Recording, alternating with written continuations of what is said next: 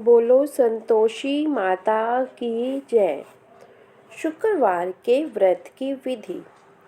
इस व्रत को करने वाला कथा कहते व सुनते समय हाथ में गुड़ व भुने चने रखे। सुनने वाला संतोषी माता की जय, संतोषी माता की जय इस प्रकार जय जयकार मुख से बोलता रहे।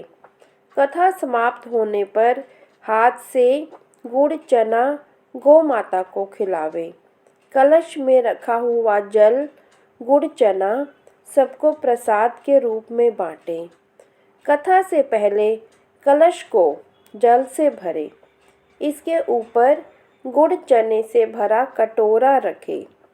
कथा समाप्त होने पर आरती होने के बाद कलश के जल को घर में सब ओर छिड़के और बचा हुआ पानी तुलसी की क्यारी में डाल दें।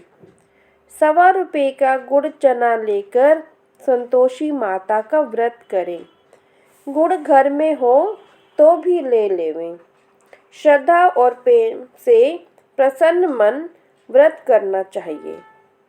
व्रत के उद्यापन में 2.5 सेर खाजा, मोमनदार पूड़ी, खीर, चने का शाक नैवेद्य रखें। घी का दीपक जलाकर संतोषी माता की जय जयकार बोलें और नारियल फोड़ें। इस दिन घर में कोई खटाई ना खाए और ना आप खाएं, ना किसी दूसरे को दें। इस दिन 8 लड़कों को भोजन कराएं। देवर, जेठ, घर कुटुंब के लड़के मिलते हों तो दूसरे को बुलाना नहीं, अन्यथा दूसरों को बुला लें। उन्हें खटाई की कोई वस्तु ना दें तथा भोजन कराकर यथाशक्ति दक्षिणा दें। शुक्रवार व्रत की कथा। एक बुढ़िया थी और उसके 7 पुत्र थे। 6 कमाने वाले थे, एक निकम्मा था। बुढ़िया माँ 6 की रसोई बनाती, भोजन कराती और पीछे जो बचता वो 7वें को दे देती। परंतु वह भोला था, मन में कुछ विचार ना करता था। एक दिन अपनी बहू से बोला, देखो मेरी माता का मुझ पर कितना प्यार है। वह बोली, क्यों नहीं, सबका जूठा बचा हुआ तुमको खिलाती है। वह बोला, ऐसा कभी नहीं हो सकता, मैं जब तक अपनी आँखों से ना देखूं मान नहीं सकता। बहू ने कहा, देख लोगे तब तो मानोगे। कुछ दिन बाद बड़ा त्योहार आया। घर में 7 प्रकार के भोजन और चूरमा के लड्डू बने। वह जांचने को सिर दर्द का बहाना बनाकर पतला कपड़ा सिर पर ओढ़कर रसोई में सो गया और कपड़े में से सब देखता रहा। 6 भाई भोजन करने आए। उसने देखा माँ ने उनके लिए सुंदर सुंदर आसन बिछाए हैं, 7 प्रकार की रसोई परोसी है। वह आग्रह करके उन्हें जिमाती है। वह देखता रहा। जब भाई भोजन करके उठे तब जूठी थालियों में से लड्डुओं के टुकड़ों को उठाया और एक लड्डू बनाया। जूठन साफ कर बुढ़िया माँ ने उसे पुकारा, उठ बेटा, 6 भाई भोजन कर गए हैं, अब तू ही बाकी है, उठ ना, कब खाएगा। वह कहने लगा, माँ मुझे भोजन नहीं करना, मैं प्रदेश जा रहा हूँ। माता ने कहा, कल जाता हो तो आज ही चला जा। वह बोला, हाँ हाँ आज ही जा रहा हूँ। यह कहकर वह घर से निकल गया। चलते समय बहू की याद आई। वह गौशाला में कंडे थाप रही थी। जाकर बोला, हम जावें परदेश को, आवेंगे कुछ काल, तुम रहियो संतोष से, धर्म आपनो पाल। वह बोली, जाओ पिया आनंद से, हमरो सोच हटाए, राम भरोसे हम रहें, ईश्वर तुम्हें सहाय। देवो निशानी आपनी, देख धरूं मैं धीर, सुधि हमारी न बिसरियो, रखियो मन गंभीर। वह बोला, मेरे पास तो कुछ है ही नहीं, यह अंगूठी है, सो ले लो और अपनी कुछ निशानी मुझे दे दो। वह बोली, मेरे पास क्या है, यह गोबर भरा हाथ है। यह कहकर उसकी पीठ में गोबर के हाथ की थाप मार दी। वह चल दिया। चलते चलते दूर देश में पहुंचा। वहाँ एक साहूकार की दुकान थी। वहीं जाकर कहने लगा, भाई मुझे नौकरी पर रख लो। साहूकार को जरूरत थी, बोला, रह जा। लड़के ने पूछा, तनख्वाह क्या दोगे? साहूकार ने बोला, काम देखकर दाम मिलेंगे। साहूकार की नौकरी मिली। वह सवेरे 7 बजे से रात तक नौकरी करने लगा। कुछ दिनों में दुकान का सारा लेन देन का हिसाब, ग्राहकों को माल बेचना, सारा काम करने लगा। साहूकार के 7-8 नौकर थे।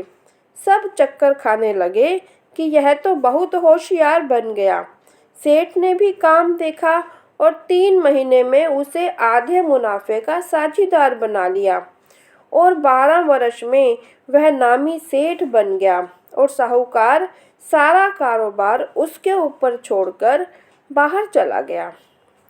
अब बहू पर क्या बीती वह भी सुनो। सास ससुर उसे दुख देने लगे। सारी गृहस्थी का काम करा के उसे लकड़ियां लेने जंगल भेजते और घर की रोटियों के आटे के भूसे से जो भूसी निकलती उसकी रोटी बनाकर रख दी जाती और फूटे नारियल की नरेली में पानी। इस तरह दिन बीतते रहे। एक दिन वह लकड़ी लेने जा रही थी कि रास्ते में बहुत सी स्त्रियां संतोषी माता का व्रत करती दिखाई दी। वह वहीं खड़ी होकर कथा सुनने लगी और बोली, बहनों, तुम किस देवता का व्रत करती हो और इसके करने से क्या फल होता है? इस व्रत के करने की क्या विधि है? यदि तुम अपने इस व्रत का विधान मुझे समझाकर कहोगी तो मैं तुम्हारा बड़ा एहसान मानूंगी। तब उनमें से एक स्त्री बोली, सुनो, यह संतोषी माता का व्रत है। इसके करने से निर्धनता, दरिद्रता का नाश होता है, लक्ष्मी आती है, मन की चिंताएं दूर होती हैं, घर में सुख आने से मन को प्रसन्नता और शांति मिलती है। यह सुनकर बहू चल दी।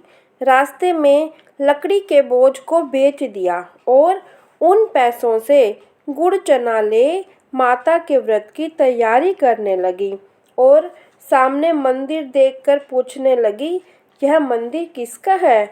लोग कहने लगे, संतोषी माता का मंदिर है। यह सुन माता के मंदिर में जा माता के चरणों में लौटने लगी। दीन हो विनती करने लगी, माँ, मैं निपट मूर्ख हूँ, व्रत के नियम कुछ नहीं जानती, मैं बहुत दुखी हूँ। हे माता जगत जननी, मेरे दुख दूर कर, मैं तेरी शरण हूँ। माता को दया आई। एक शुक्रवार बीता कि दूसरे शुक्रवार को ही उसके पति का पत्र आया और तीसरे को उसका भेजा हुआ पैसा भी आ पहुंचा। यह देख जेठानी मुंह सिकोड़ने लगी, इतने दिनों में इतना पैसा आया, इसमें क्या बड़ाई है? लड़के ताना देने लगे, काकी के पास अब पत्र आने लगे, रुपया आने लगा, अब तो काकी की खातिर बढ़ेगी, अब तो काकी बुलाने से भी नहीं बोलेगी। वह बेचारी सरलता से कहती, भैया पत्र आवे, रुपया आवे तो हम सबके लिए अच्छा है। ऐसा कहकर आंखों में आंसू भरकर संतोषी माता के मंदिर में आ मातेश्वरी के चरणों में गिरकर रोने लगी। माँ, मैंने तुमसे पैसा नहीं मांगा, मुझे पैसे से क्या काम है, मुझे तो अपने सुहाग से काम है, मैं तो अपने स्वामी के दर्शन और सेवा मांगती हूँ। तब माता ने प्रसन्न होकर कहा, जा बेटी, तेरा स्वामी आएगा। यह सुन खुशी से बावली हो घर जाकर काम करने लगी। अब संतोषी माँ विचार करने लगी, इस भोली पुत्री से मैंने कह तो दिया तेरा पति आएगा, पर आएगा कहाँ से? वह तो इसे स्वप्न में भी याद नहीं करता। उसे याद दिलाने के लिए मुझे जाना पड़ेगा। इस तरह माता बुढ़िया के बेटे के पास जा स्वप्न में प्रकट हो कहने लगी, साहूकार के बेटे, सोता है या जागता है? वह बोला, माता, सोता भी नहीं हूँ, जागता भी नहीं हूँ, बीच में ही हूँ। कहो, क्या आज्ञा है? माँ कहने लगी, तेरा घर बार कुछ है या नहीं? वह बोला, मेरा सब कुछ है, माँ बाप, भाई बहन व बहू, क्या कमी है? माँ बोली, भोले पुत्र, तेरी स्त्री घोर कष्ट उठा रही है, तेरे माँ बाप उसे दुख दे रहे हैं, वह तेरे लिए तरस रही है, तू उसकी सुधि ले। वह बोला, माता, यह तो मुझे मालूम है, परंतु जाऊं कैसे? परदेश की बात है, लेन देन का कोई हिसाब नहीं, जाने का कोई रास्ता नजर नहीं आता, कैसे चला जाऊं? माँ कहने लगी, मेरी बात मान, सवेरे नहा धोकर संतोषी माता का नाम ले, घी का दीपक जला, दंडवत कर दुकान पर जा बैठना, तब देखते देखते सारा तेरा लेन देन चुकता हो जाएगा, सब माल बिक जाएगा, सांझ होते होते धन का ढेर लग जाएगा। तब सवेरे बहुत जल्दी उठकर नहा धोकर संतोषी माता को दंडवत कर घी का दीपक जला दुकान पर जा बैठा। थोड़ी देर में क्या देखता है कि देने वाले रुपया लाए और लेने वाले हिसाब लेने लगे। कोठे में भरे सामानों के खरीदार नगद दाम में सौदा करने लगे। शाम तक तो धन का ढेर लग गया। माता का यह चमत्कार देख खुश हो मन में माता का नाम ले घर ले जाने के वास्ते गहना कपड़ा खरीदने लगा और वहाँ के काम से निपट तुरंत रवाना हुआ। वहाँ बहू बेचारी जंगल में लकड़ी लेने जाती है। लौटते वक्त माता जी के मंदिर में विश्राम करती है। वह तो उसका रोज रुकने का स्थान ठहरा। दूर से धूल उड़ती देखकर वह माता से पूछती है, हे माता, यह धूल कैसी उड़ रही है? माँ कहती है, हे पुत्री, तेरा पति आ रहा है, अब तू ऐसा कर, लकड़ियों के 3 बोझ बना ले, एक नदी के किनारे रख, दूसरा मेरे मंदिर में और तीसरा अपने सिर पर रख। तेरे पति को लकड़ी का गट्ठा देखकर मोह पैदा होगा, वह वहाँ रुकेगा, खाना खा पीकर माँ से मिलने जाएगा। तब तू लकड़ी का बोझा उठाकर जाना और बीच चौक में गट्ठा डालकर 3 आवाजें जोर से लगाना, लो सासू जी, लकड़ियों का गट्ठा लो, भूसी की रोटी दो और नारियल के खोपड़े में पानी दो, आज मेहमान कौन आया है? माँ की बात सुन बहुत अच्छा माता जी कहकर प्रसन्न हो लकड़ियों के 3 गट्ठे ले आई। एक नदी के तट पर, एक माता जी के मंदिर पर रखा। इतने में ही मुसाफिर वहां आ पहुंचा। सूखी लकड़ी देख उसकी इच्छा हुई कि यहीं निवास करे और भोजन बनाकर खा पीकर गांव जाए। इस प्रकार भोजन बना विश्राम ले गांव को गया, सबसे प्रेम से मिला। उसी बीच उसकी बहू सिर पर लकड़ी का गट्ठा लिए आती है। लकड़ी का भारी बोझ आंगन में गिर जोर से 3 आवाज देती है, लो सासू जी, लकड़ी का गट्ठा लो, भूसी की रोटी दो, नारियल के खोपड़े में पानी दो, आज मेहमान कौन आया है? यह सुनकर उसकी सास अपने दिए हुए कष्टों को भुलाने हेतु कहती है, बहू, ऐसा क्यों कहती है? तेरा मालिक ही तो आया है, आ बैठ, मीठा भात खा, भोजन कर, कपड़े गहने पहन। इतने में आवाज सुनकर उसका स्वामी बाहर आता है और अंगूठी देख व्याकुल हो माँ से पूछता है, माँ, यह कौन है? माँ कहती है, बेटा, तेरी बहू है, आज 12 वर्ष हो गए हैं, तू जब से गया है तब से सारे गांव में जानवर की तरह भटकती फिरती है, काम काज घर का कुछ नहीं करती, 4 समय आकर खा जाती है। अब तुझे देखकर भूसी की रोटी और नारियल के खोपड़े में पानी मांगती है। वह लज्जित हो बोला, ठीक है माँ, मैंने इसे भी देखा है और तुम्हें भी देखा है, अब मुझे दूसरे घर की ताली दो। तो मैं उसमें रहूं। तब माँ बोली, ठीक है बेटा, जैसी तेरी मर्जी, कहकर ताली का गुच्छा पटक दिया।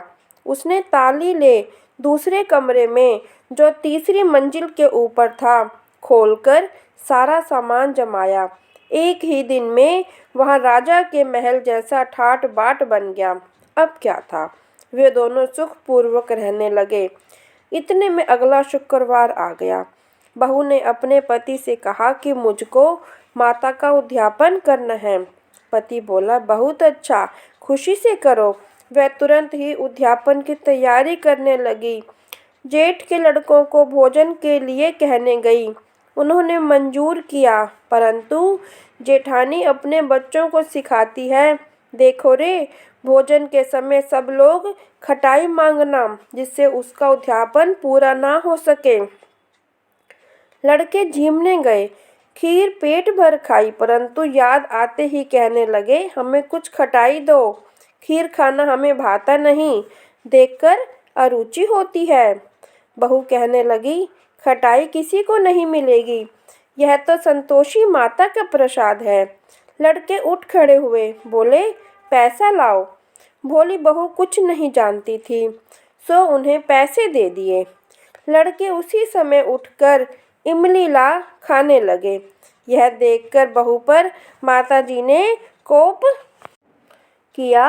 राजा के दूत उसके पति को पकड़ कर ले गए। जेठ जेठानी मनमाने खोटे वचन कहने लगे। लूट लूट कर धन इकट्ठा कर लाया था, सो राजा के दूत उसको पकड़ कर ले गए। अब सब मालूम हो जाएगी, अब जेल की हवा खाएगा। बहू से ये वचन सहन नहीं हुए। रोती रोती मंदिर में गई और बोली, हे माता, तुमने यह क्या किया? हंसाकर अब क्यों रुलाने लगी? माता बोली, पुत्री, तूने उद्यापन करके मेरा व्रत भंग किया, इतनी जल्दी सब बातें भुला दी। वह कहने लगी, माता, भूली तो नहीं थी, ना कुछ अपराध किया था, मुझे तो लड़कों ने भूल में डाल दिया, मैंने भूल से उन्हें पैसे दे दिए, मुझे क्षमा करो माँ। माँ बोली, ऐसे भी कहीं भूल होती है। वह बोली, माँ, मुझे माफ़ कर दो, मैं फिर तुम्हारा उद्यापन करूँगी। माँ बोली, अब भूल मत करना। वह बोली, अब भूल नहीं होगी। माँ, अब बताओ वे कैसे आएंगे? माँ बोली, जा पुत्री, तेरा पति तुझे रास्ते में ही आता मिलेगा। वह घर को चली। राह में पति आता मिला। उससे पूछा, तुम कहाँ गए थे? तब वह कहने लगा, इतना धन जो कमाया है, उसका टैक्स राजा ने मांगा था, वह भरने गया था। वह प्रसन्न होकर बोली, भला हुआ, अब घर को चलो। कुछ दिन बाद फिर शुक्रवार आया। वह बोली, मुझे माता जी का उद्यापन करना है। पति ने कहा, करो। फिर जेठ के लड़कों से भोजन को कहने गई। जेठानी ने एक दो बातें सुनाई और लड़के को सिखा दिया कि तुम पहले की तरह खटाई मांगना। लड़के भोजन के पहले ही कहने लगे, हमें खीर खाना नहीं भाता, जी बिगड़ता है, कुछ खटाई खाने को दो। वह बोली, खटाई खाने को नहीं मिलेगी, खाना हो तो खाओ। वह ब्राह्मण के लड़कों को लाकर भोजन कराने लगी। यथाशक्ति दक्षिणा की जगह एक एक फल उन्हें दिया। इससे संतोषी माँ प्रसन्न हुई। माता की कृपा होते ही 9वें मास उनको चंद्रमा के समान सुंदर पुत्र प्राप्त हुआ। पुत्र को लेकर प्रतिदिन बहू माता जी के मंदिर में जाने लगी। माँ ने सोचा कि वह रोज आती है, आज क्यों न मैं इसके घर चलूं, इसका आसरा देखूं तो सही। यह विचार कर माता ने भयानक रूप बनाया। गुड़ और चने से सना मुख, अपने सूंड के समान होंठ, उस पर मक्खियाँ भिनभिना रही थी। दहलीज में पांव रखते ही उसकी सास चिल्लाई, देखो रे, कोई चुड़ैल चली आ रही है, लड़कों इसे भगाओ, नहीं तो किसी को खा जाएगी। लड़के डरने लगे और चिल्लाकर खिड़की बंद करने लगे। बहू रोशनदान से देख रही थी। प्रसन्नता से पागल होकर चिल्लाने लगी, आज मेरी माता मेरे घर आई है। यह कहकर बच्चे को दूध पीने से हटा दिया। इतने में सास का क्रोध फूट पड़ा। बोली, रांड, इसे देखकर कैसी उतावली हुई है, जो बच्चे को पटक दिया। इतने में माँ के प्रताप से जहाँ देखो वहीं लड़के ही लड़के नजर आने लगे। वह बोली, माँ जी, जिनका मैं व्रत करती हूँ यह वही संतोषी माता है। इतना कह झट से सारे घर के किवाड़ खोल दिए। सबने माता के चरण पकड़ लिए और विनती कर कहने लगे, हे माता, हम मूर्ख हैं, पापी हैं, अज्ञानी हैं। तुम्हारे व्रत की विधि हम नहीं जानते। तुम्हारा व्रत भंग कर हमने बड़ा अपराध किया है। हे माता, आप हमारे अपराध को क्षमा करो।